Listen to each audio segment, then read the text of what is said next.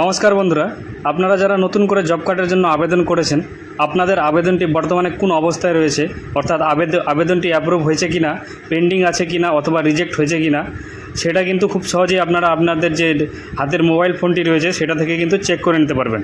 আর যদি আপনার job card তৈরি হয়ে যায় তাহলে আপনারা অনলাইন থেকেই জব কার্ডটা কিন্তু ডাউনলোড করতে পারবেন আপনার নিজের ফোন থেকে বাড়িতে বসেই। তো আজকের ভিডিওতে আমি আপনাদেরকে মোবাইল থেকে সম্পূর্ণ প্রক্রিয়াটি ধাপে ধাপে দেখাবো, তাই ভিডিওটি অবশ্যই শেষ পর্যন্ত দেখবেন। আর চ্যানেলে নতুন হলে চ্যানেলটাকে সাবস্ক্রাইব করবেন এবং পাশে থাকা বেল আইকনে ক্লিক করে নোটিফিকেশন অল করে দেবেন।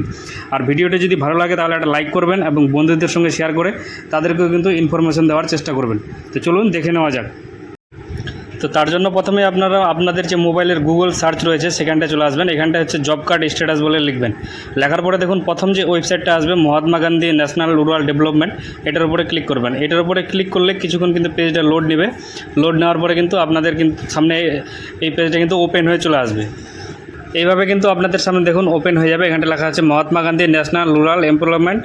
তো এইভাবে তারপরে কিন্তু একটা আপনাদের সামনে এরকম পপ আপ শো করবে। বর্তমানে এই পোর্টাল কিন্তু হচ্ছে পুরনো হয়ে গেছে, একটা কিন্তু নতুন পোর্টাল লঞ্চ করা হয়েছে জব কার্ডের জন্য। তো সেই পোর্টাল থেকে কিন্তু আপনারা আপাতত জব কার্ডের যে সার্চ লিস্ট সেটা কিন্তু বের করতে পারবেন না, একটু পোর্টালে হচ্ছে সমস্যা চলছে। তো আমাদেরকে কিন্তু দেখুন নিচের দিকে লেখা আছে কন্টিনিউ টু ওল্ড পোর্টাল, এটার উপরে ক্লিক করে কিন্তু এগিয়ে যেতে হবে। তারপরে দেখুন আপনাদেরকে যদি একটু জুম করে দেখাই আমি, এখানে লগ ইন বলে একটা অপশান শো করছে। এই লগ ইনের উপরে ক্লিক করবেন। লগ ইনের উপরে ক্লিক করে সব থেকে লাস্টের যে অপশানটা রয়েছে কুইক অ্যাসেস, এটার উপরে ক্লিক করবেন। এটাতে ক্লিক করার সাথে সাথে দেখুন স্টেট রিপোর্ট বলে কিন্তু একটা নতুন অপশন শো করছে। সেটাতে ক্লিক করলে তারপরের পেজে কিন্তু আপনারা চলে যাবেন। এখানটায় দেখুন, এখানটা থেকে কিন্তু আপনাদেরকে আপনাদের যে রাজ্যটা রয়েছে সেটা কিন্তু সিলেক্ট করে নিতে হবে। তো আমার ক্ষেত্রে ওয়েস্ট বেঙ্গল, আমি কিন্তু ওয়েস্ট বেঙ্গল এখান থেকে সিলেক্ট করে নিলাম। ওয়েস্ট বেঙ্গল সিলেক্ট করা হয়ে গেলে আপনাদের যে ডিস্ট্রিক্ট রয়েছে সেই ডিস্ট্রিক্টটা কিন্তু এই লিস্ট থেকে কিন্তু আপনাদেরকে সার্চ করে কিন্তু বের করে নিতে হবে। তো আমার উত্তর দিনাজপুর, আমি উত্তর দিনাজপুর সার্চ করে নিলাম। তারপরের পেজ থেকে দেখুন আপনাদেরকে এখান থেকে কিন্তু আপনাদের যে ব্লক রয়েছে সেই ব্লকটা কিন্তু সিলেক্ট করতে হবে। দেখুন এখানে কিন্তু মোবাইলে ছোট ছোট দেখাচ্ছে, আপনারা যখন খুলবেন খুঁজে পেয়ে যাবেন, সমস্যা হবে না। তারপর হচ্ছে আপনাদের যে জিপি রয়েছে গ্রাম পঞ্চায়েত, সেটা কিন্তু এখান থেকে সিলেক্ট করতে হবে। গ্রাম পঞ্চায়েত সিলেক্ট করা হয়ে গেলে তারপরের পেজে দেখুন এখানটা কিন্তু অনেকগুলি অপশন খুলবে।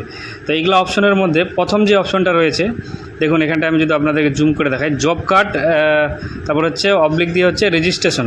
এই 1 নম্বর অপশনটারই দেখুন একটা হচ্ছে 3 নম্বর পয়েন্ট রয়েছে, 3 number option job card enrollment register.